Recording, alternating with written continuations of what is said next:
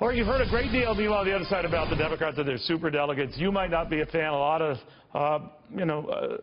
people who look at the political system, they're not fans. Now I want you to meet a super delegate who isn't a fan of super delegates. He's Larry Cohen, and he's a super delegate for Bernie Sanders. Larry, very good to have you. You don't like the whole concept of super delegates, but here you be, a super delegate for Bernie Sanders.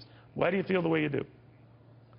Well, I think superdelegates shouldn't play a role in the nominating process. I think there's a role for party activists in the party and being on the floor and on other issues, not in the nominating process. We go through, caucuses and primaries in 50 states plus others, and then in the case of the Democratic Party, almost 20% of those who control the nomination were not elected. And you have states like Washington State, Vermont, where Bernie wins, for example, by 80% or more, and then party regulars say, well, we're for Clinton anyway.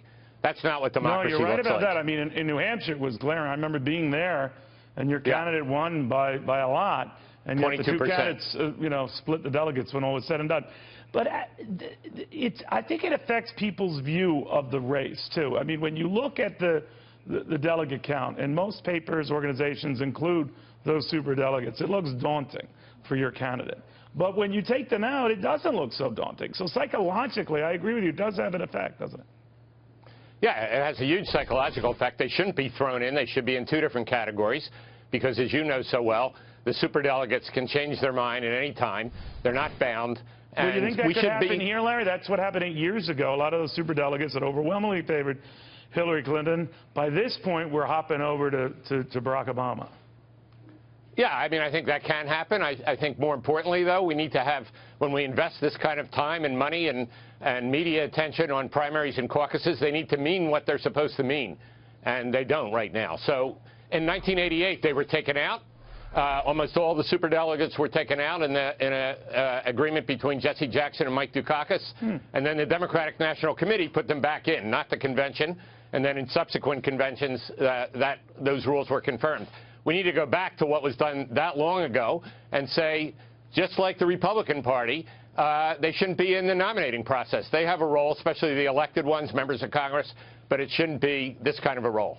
If it's not that kind of a role, if they're not a delegate in some way, shape, or form, what would their role be? Let's say the elected ones, because most of the 700, not all, but most, a good many Democratic representatives in Washington, congressmen, women, and Democratic senators.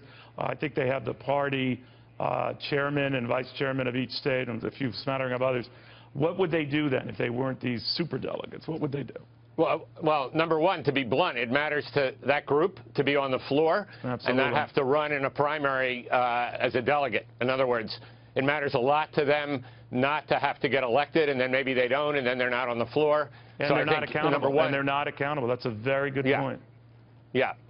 All right. Now, for you, with all this, you are a super delegate, one of the few aligned with Bernie Sanders. If that doesn't show maybe the bias of these super delegates, I guess nothing else does. But the proportion of super delegates for Hillary Clinton dwarfs the percentage of the vote advantage that she's had over Bernie Sanders. That tells you something right there. That tells you too much right there, and it's not what democracy looks like. For the Democrats to do well up and down the ticket, not just president, it needs to be a populist party. So why are you still there? Why are you a super delegate for Bernie Sanders? Well, I've been a super delegate 11 years, and I doubt I'll be one much longer. This is probably it for me. Either voluntarily or they say, you know what, we don't think Exactly. Exactly. Thank you very much, Larry. Very interesting read of this. I didn't know the history going back to '88. Great job. Thank you. My pleasure.